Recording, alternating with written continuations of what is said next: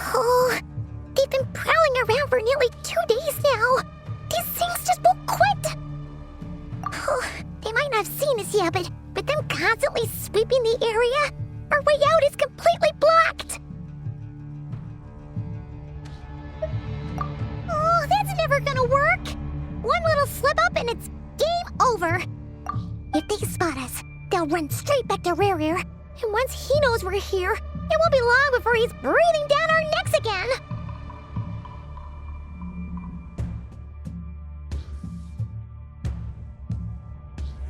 Oh, guess you're right. All right, time to zip it.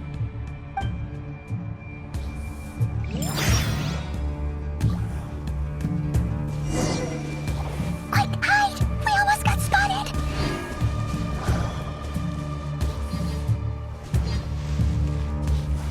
Phew!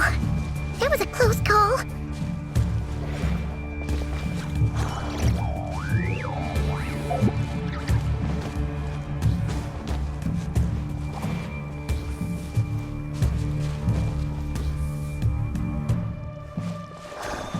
Watch out! He's coming this way!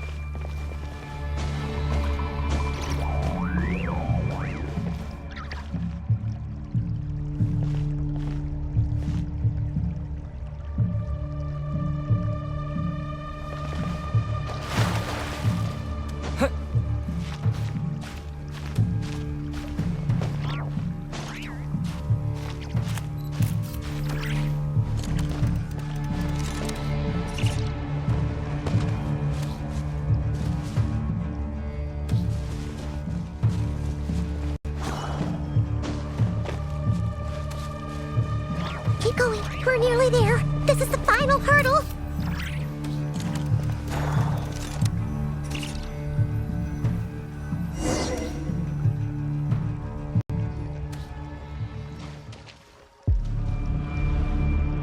Oh, there's no end to these things.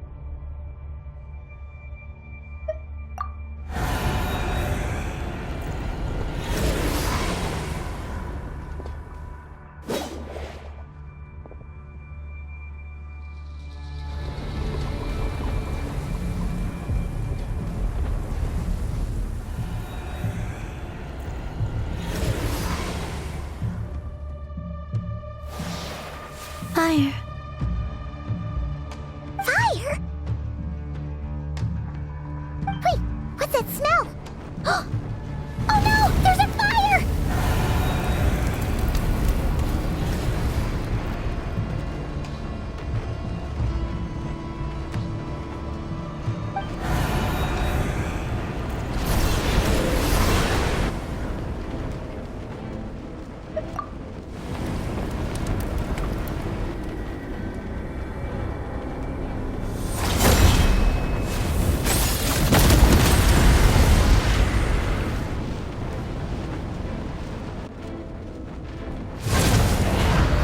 Sandrone was right.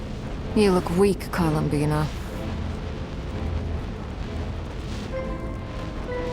The old you would never have let such lowly creatures bar your way.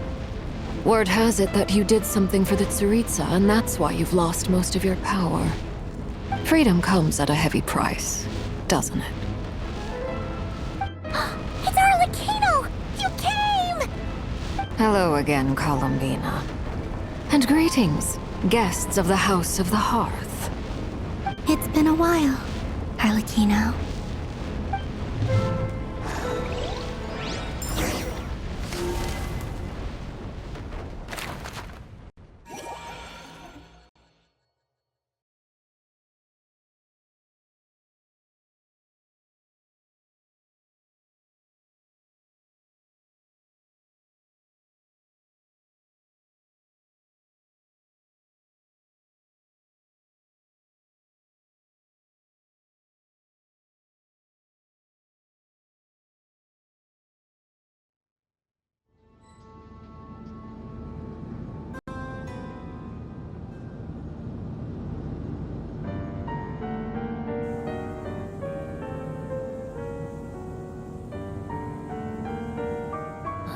stupid right here of stupid Solnari. Ugh, whatever. I've got all the data I need. Next time we meet, you're finished.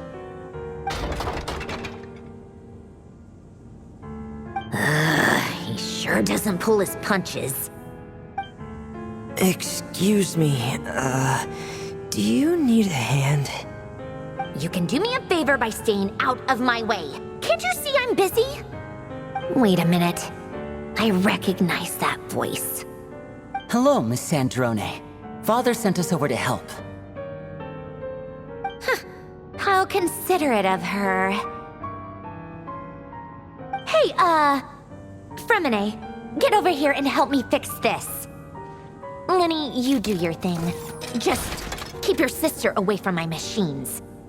Nearly every machine that Catgirl touches ends up going haywire.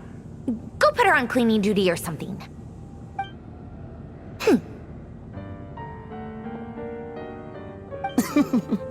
Then let's start downstairs. Fremine, we'll leave this place to you. You've got it. Wait a second. Pretty sure there's still some tea in the cupboard. If you want some, you'll have to make it yourselves.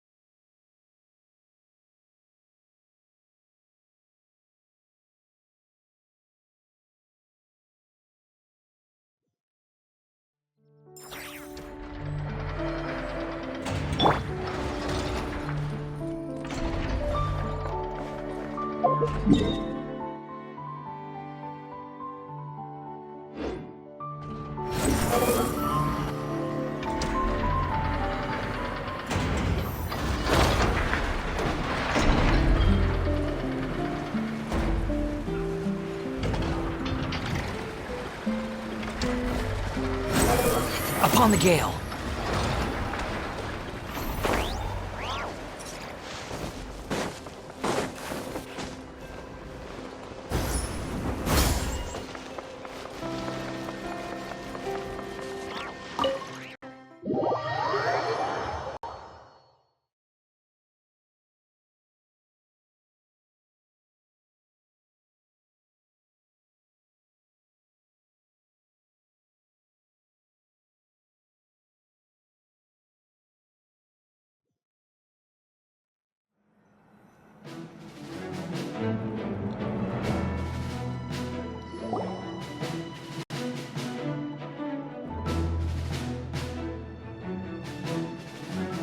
It's a relief to see you all made it back in one piece.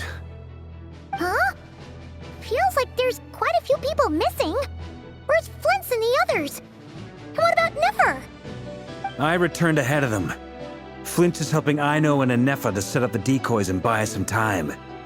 As for Miss Nefer... Boss is still wrapping things up on her end. She sent us back to fill you all in on the top secret intel we've been gathering. I see. Then let's get right into it. But first, who do we have here? You brought someone else in to help? Greetings. I was invited here to help as a longtime Tea Party companion of Columbina's. You may call me Arlecchino. Surely it can't be. Those eyes. Oh, where have I seen them before? Wait, of course. In those memories we just saw. The only Arlecchino I know is the fourth of the Fatui Harbingers. So either you share a pretty uncommon name, or you're more than just a Tea Party buddy. You're well informed, Grandmaster. A man from Mondstadt living all the way out here in Nodcry, and yet the people and affairs of Snezhnaya seem to hold a special place in your heart. Oh, the feeling's mutual. Sounds like you know all about who I am, too. A Fatui Harbinger. The atmosphere in here just got really tense. guess we can't just start trusting Fatui Harbingers, even at a time like this. I must admit, though, I'm a little curious. Seeing as the moon goddess no longer belongs to the Fatui, what makes you so willing to put your neck on the line here? Nor does Nodcry belong to Mondstadt, Mr. Varka. Yet still, you're fighting for it all the same. Things don't always have to have a tangible payoff. Sometimes, stopping things from spiraling out of control is a higher priority than chasing the spoils of victory. Of course, I can't say there's nothing in it for me at all. But that's between Columbina and myself.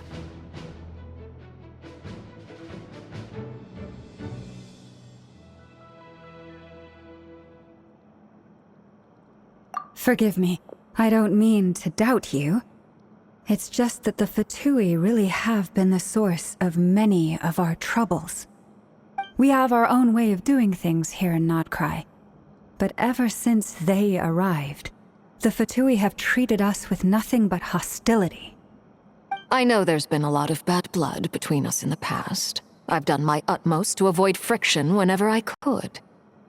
But sometimes fundamental conflicts of interest simply can't be settled amicably. That's why I'm here solely in a personal capacity. This has nothing to do with the Fatui. As a gesture of good faith, I'll be frank.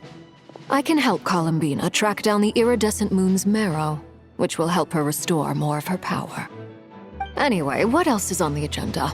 Let's begin. She says she'll be frank, then completely skips over the details. Looks like she doesn't want to give away too many secrets after all. But she clearly wants to change the subject. It'd be awkward if I tried to bring it up again now. I guess we'll just have to go along with it. She's the fourth of the Fatui Harbingers after all. One look and you can tell she's not someone you'd want to mess with.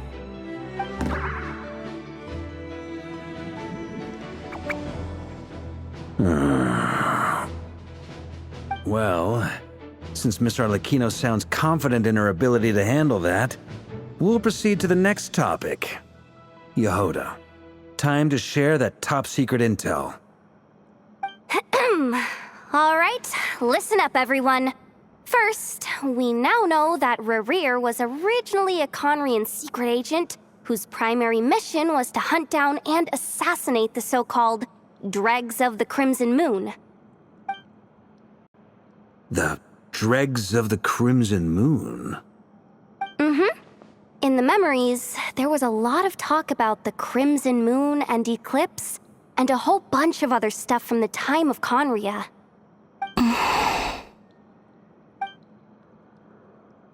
To my knowledge, those were the names of two different Conrian dynasties. Long, long ago, it is said that the people of Conria worshipped the Crimson Moon, drawing a mysterious power from its reflection.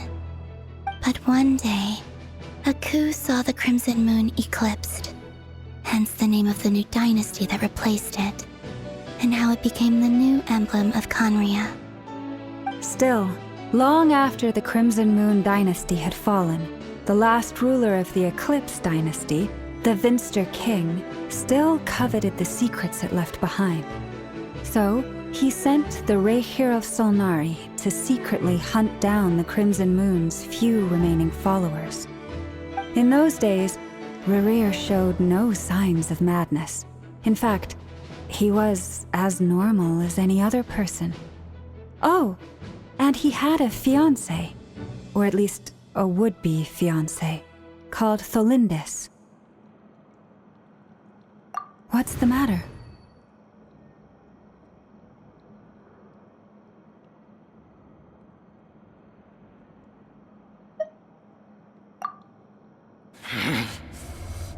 Verfnir, Rheindaughter, Flinders.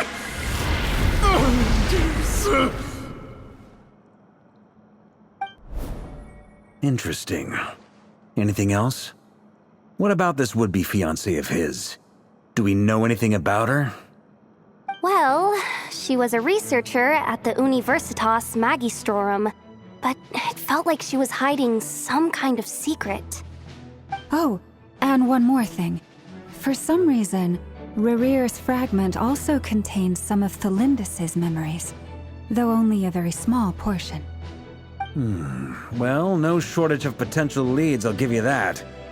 In any case, it sounds like we can conclude that while Thelindis was still around, Rerear appeared to be lucid and quite normal. Thelindis, it seems, must have been the one thing in this world that he couldn't let go of. Tell me though, were these pure-blood Conorians we're talking about here? Why do you need to know that? Hold on. If she was a pure-blood Conrian...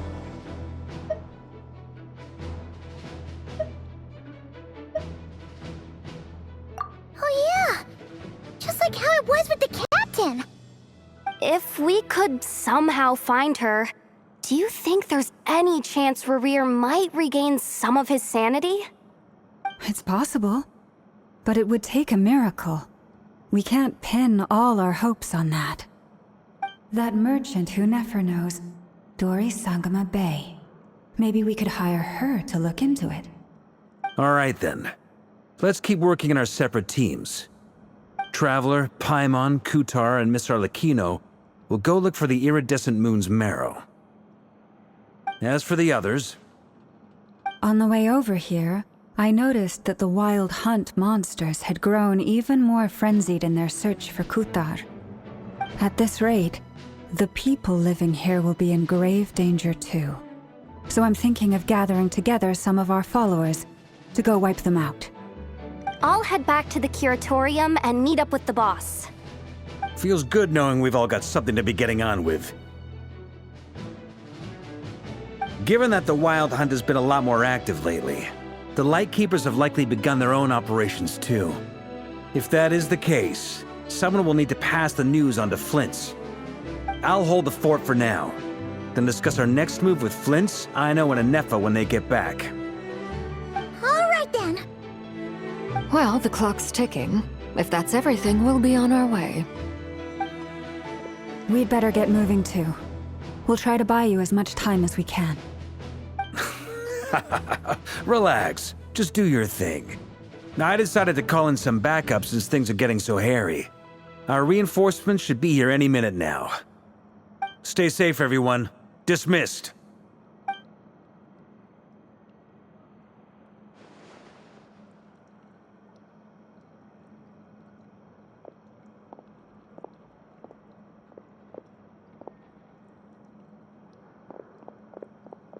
We're back. Did we get here a little early? Or a little late?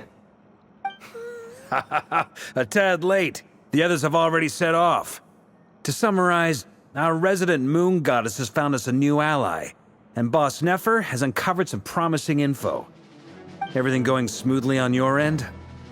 Not great. I don't know how long we can stall them for. The decoys are getting taken out way faster than we imagined.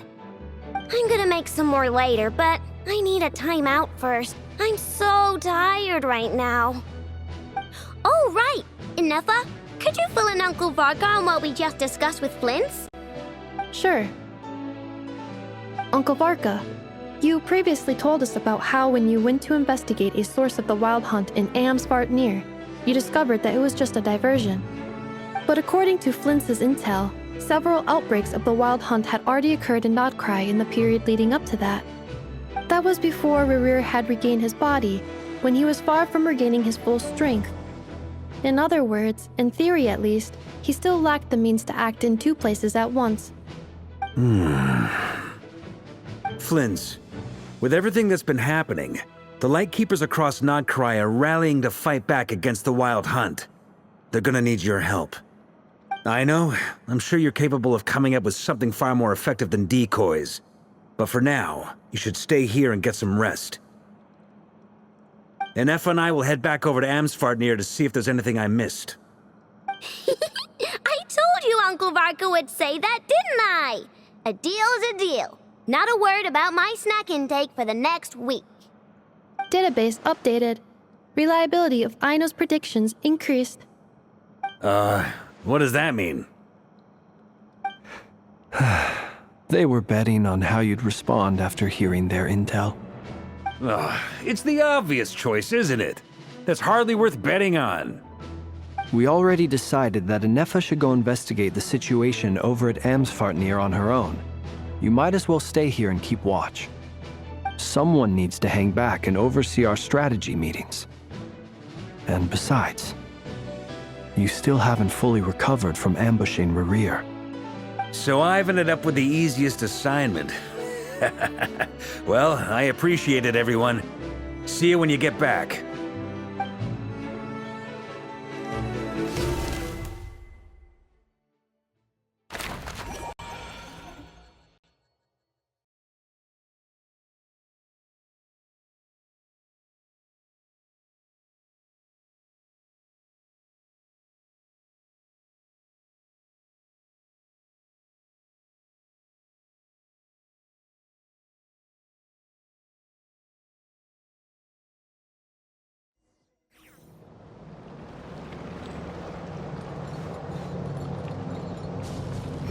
Behold!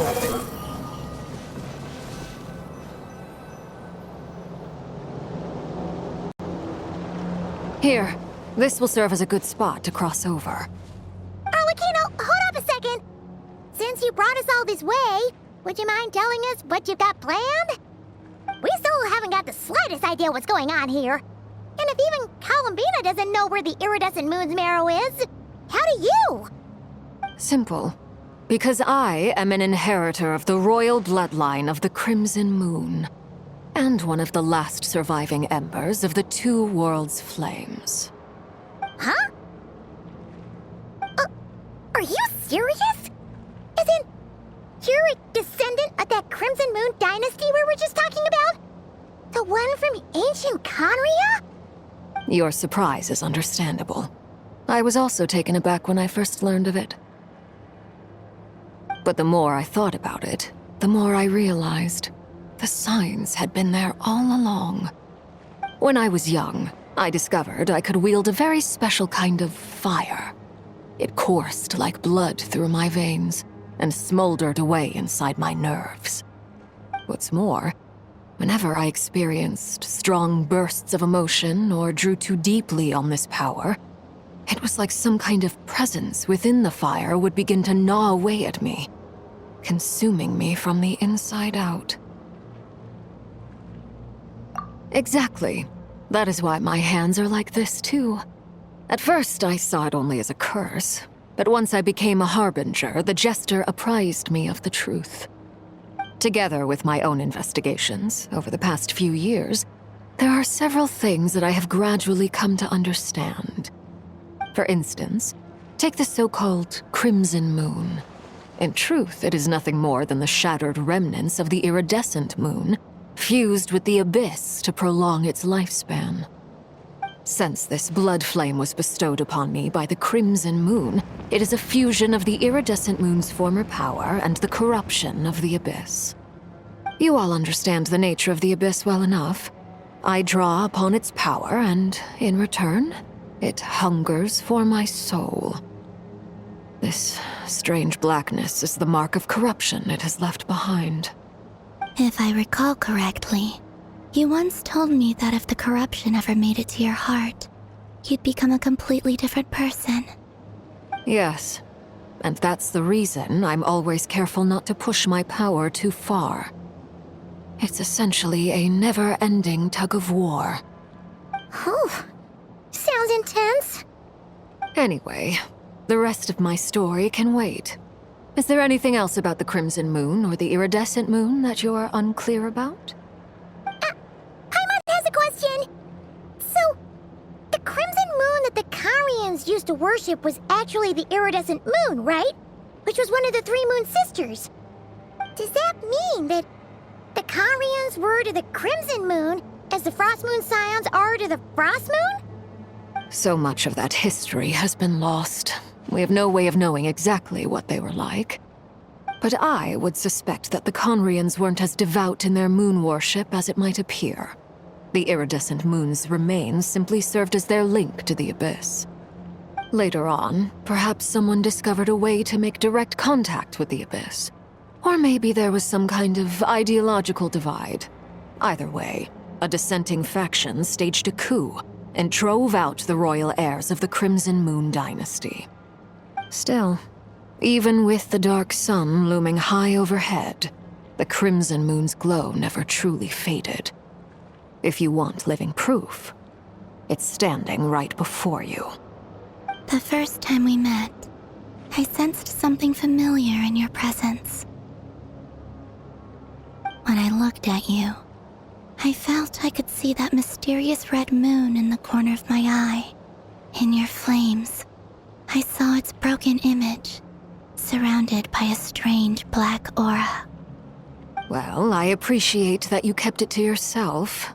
Much about the Crimson Moon is still a mystery, and I'd prefer not to end up as the object of an insane research project. Anyway, time is against us here, so if there's any other questions, they'll have to wait. I just want to make sure I've got one thing straight. In her letter, Sandrone mentioned that since you are unable to contain the iridescent moon's marrow yourself, you intend to leave it in my custody, correct? That's right. For now, it's the only way I can pay you back for your help. The iridescent moon is already part of who you are, so with its marrow in your possession, you'll be even more powerful than before. Deal. Then let's get started. Get what started? What does this place have to do with the Crimson Moon?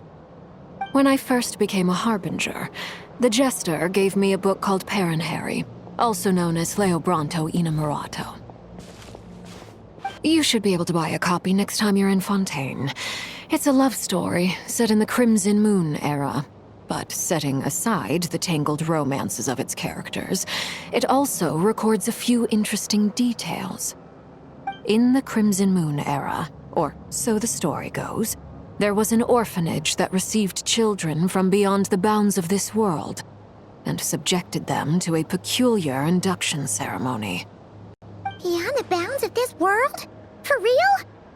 And what kind of induction ceremony? The Crimson Moon sages looked beyond this world for beings with powers that surpassed the gods.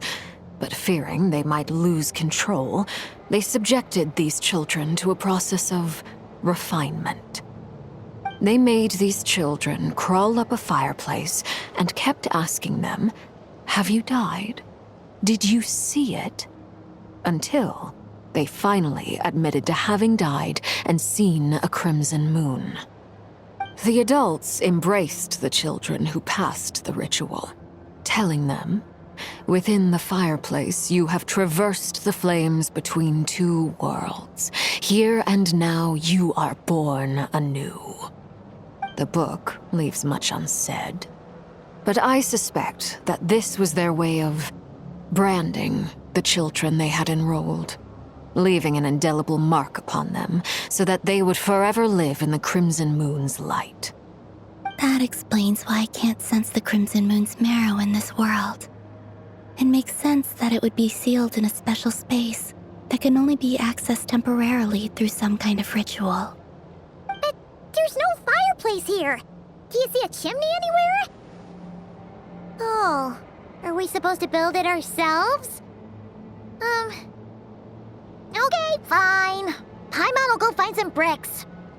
That won't be necessary. The fireplace is purely symbolic. The key to the ritual is crossing the flames between two worlds.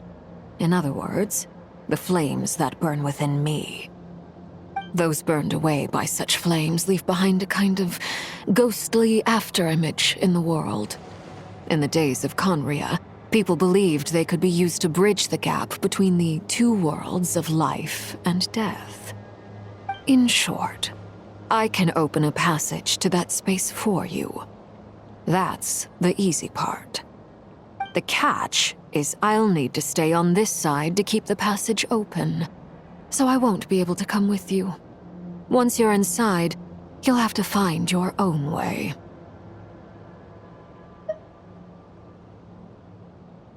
Very well. Then I'll open it up. Traveler, spare me a little more moonlight if you would.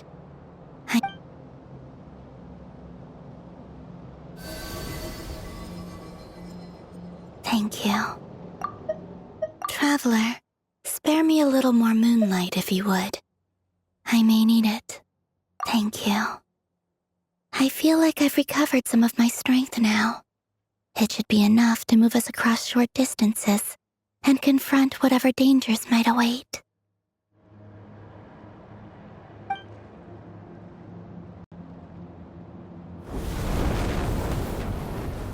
Mistress of the seven hues of ages past, Great Mother of the present, crimson-clad sovereign of the two realms, by fire severed, by fire renewed, I offer myself now and beseech your descent.